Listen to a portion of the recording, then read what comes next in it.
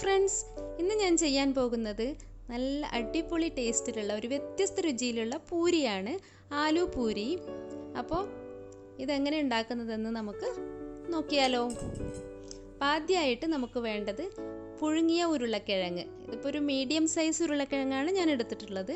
അപ്പോൾ ഇത് നന്നായി പുഴുങ്ങിയിട്ട് ഇതൊന്ന് ഇതുപോലെ മാഷ് ചെയ്തെടുക്കാം. സ്പൂണ് വെച്ചോ കൈ വെച്ചോ എങ്ങനെ വേണമെങ്കിലും ചെയ്യാം. പക്ഷേ ഒരു തരി പോലും ഇതിലുണ്ടാകാൻ പാടില്ല. അത്ര നന്നായിട്ട് നല്ല സ്മൂത്തായിട്ട് നമുക്കിത് കിട്ടണം. ഇതുപോലെ വേണം ഇതൊന്ന് ഉടച്ചെടുക്കാൻ. അപ്പോൾ ഞാനിതൊരു ബൗളിലേക്ക് മാറ്റുകയാണ്. ഇനി നമുക്ക് ഗോതമ്പ് പൊടി ചേർത്ത് കൊടുക്കാം. അപ്പോൾ ഞാൻ ആദ്യം ഒരു ഗ്ലാസ് എടുത്തിട്ടുണ്ട്. ഇതിൽ നിന്നൊരു 1/4 കപ്പ് വരെ ഞാൻ ചേർത്തിട്ടുണ്ട്. വേണമെങ്കിൽ നമുക്ക് നോക്കിയിട്ട് രണ്ടാമത് ചേർത്ത് കൊടുക്കാം.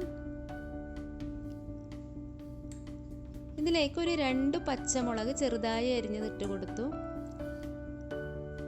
ഇനി മല്ലിയില കുറച്ച് കൂടുതൽ തന്നെ ഇട്ട് കൊടുക്കാം.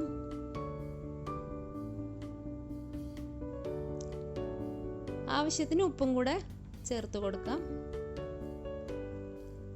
അപ്പോൾ നമുക്കിതിലേക്ക് കുറച്ച് മസാലപ്പൊടികൾ ചേർത്ത് കൊടുക്കാം. ഞാനിവിടെ ഒരു 1/2 ടീസ്പൂൺ മഞ്ഞൾപ്പൊടിയും 1/2 ടീസ്പൂൺ മുളക് പൊടി 1/2 ടീസ്പൂൺ ഗരം മസാലയും കൂടെ ഇട്ട് കൊടുത്തിട്ടുണ്ട്. ഇനി നിങ്ങൾക്ക് വേണമെങ്കിൽ റവ ചേർത്ത് കൊടുക്കാം. ഞാനിവിടെ ചേർക്കുന്നില്ല. അപ്പോൾ ഇതാദ്യം നിങ്ങൾ വെള്ളം ചേർക്കാതെ ഒന്ന് കുഴച്ചെടുക്കുക. കാരണം വെള്ളം ചേർത്ത് കഴിഞ്ഞാൽ ഇതിൽ ഉരുളക്കിഴങ്ങിൽ ഓൾറെഡി വെള്ളം ഉള്ളതാണ്. അപ്പോൾ എല്ലാം കൂടെ കുറച്ചും കൂടെ ലൂസായി പോവും. കുഴച്ച് കഴിഞ്ഞിട്ട് നോക്കിയിട്ട് വേണമെങ്കിൽ വെള്ളം ചേർക്കാം. അപ്പോൾ ഞാനിപ്പോൾ 1 ടേബിൾ സ്പൂൺ വെള്ളം ഒഴിച്ചു കൊടുക്കുകയാണ്. കുറച്ച് എണ്ണയും കൂടെ നമുക്ക് ഒഴിക്കാം. എന്നിട്ട് ഒന്നും കൂടെ നന്നായിട്ട് കുഴയ്ക്കാം. അപ്പോൾ നമ്മൾ ഇപ്പോൾ ഇത് കുഴച്ചിട്ടുണ്ട്. ഇത് കുറച്ച് ഹാർഡായിട്ട് വേണം നമുക്ക് ആദ്യം കിട്ടാൻ. കാരണം നമ്മളൊരു 15 മിനിറ്റ് വയ്ക്കുന്നുണ്ട്. അപ്പോൾ ഞാൻ 15 മിനിറ്റ് വയ്ക്കാൻ പോവുകയാണ്. അപ്പോൾ 15 മിനിറ്റ് കഴിഞ്ഞാൽ ഇത് നല്ല സോഫ്റ്റായി കിട്ടും. അപ്പോൾ ആദ്യം തന്നെ സോഫ്റ്റാക്കിയാൽ പിന്നെ ഇത് ഭയങ്കര ലൂസായി പോകും. കാരണം ഇതിൽ ഉരുളക്കിഴങ്ങ് ഉള്ളത് കാരണം അതിലുള്ള വെള്ളം തന്നെ ഇത് അബ്സോർബ് ചെയ്തിട്ട് കുറച്ചും കൂടെ ലൂസായി പോകും. അപ്പോൾ 15 മിനിറ്റ് കഴിഞ്ഞ് നമുക്കിതൊന്ന് ഉരുളകളാക്കിയിട്ട് വയ്ക്കാം. അപ്പോൾ ഞാനിവിടെ ഒരു പ്ലേറ്റിൽ കുറച്ച് എണ്ണ തടവിയിട്ടുണ്ട്. അതിലേക്ക് ഞാനിതെല്ലാം ഉരുളകളാക്കിയിട്ട് വയ്ക്കണം.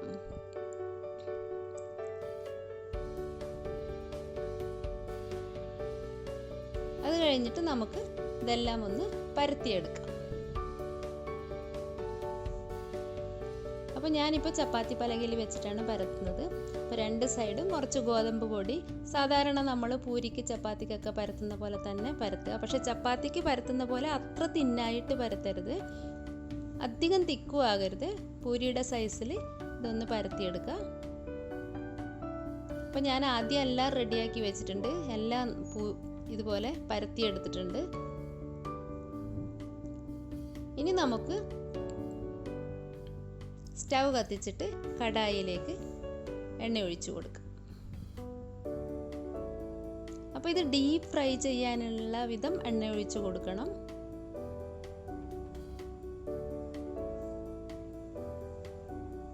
ഇനിയിപ്പോൾ ഇത് നന്നായി ചൂടായി കഴിഞ്ഞാൽ നമുക്ക് ഇതിലേക്ക് ഓരോന്നായിട്ട് ഇട്ട് കൊടുക്കാം. കണ്ടോ ഇതുപോലെ. അപ്പോൾ എണ്ണ നല്ല ചൂടായിട്ടുണ്ട്.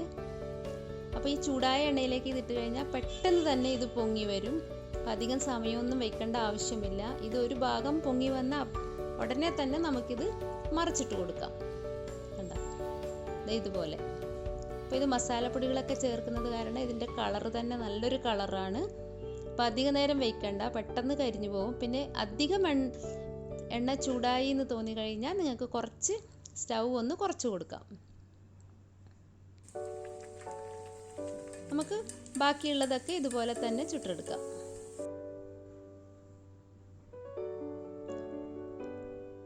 അപ്പോൾ ഇത് നല്ല അടിപൊളിയായിട്ട് പൊങ്ങി വരുന്നുണ്ട്.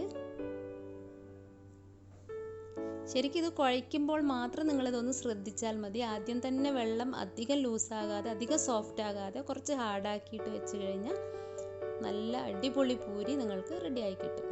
അപ്പം നമ്മുടെ ആലു പൂരി റെഡി ആയിട്ടുണ്ട്.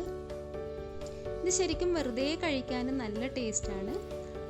അല്ലെങ്കിൽ നല്ല ടേസ്റ്റി ആയിട്ടുള്ള നിങ്ങൾക്ക് ഇഷ്ടമുള്ള കറിയുടെ കൂടെയും ഇത് കഴിക്കാം. ഞാനിപ്പോൾ ചെന്ന മസാലയുടെ കൂടെയാണ് ഇത് നല്ല ചൂടോടെ കഴിക്കുന്നത്. അപ്പോൾ എല്ലാവരും ഇതൊന്ന് ട്രൈ ചെയ്ത് നോക്കിയിട്ട് ഫീഡ്ബാക്ക് തരാൻ മറക്കരുത്. Thank you for watching.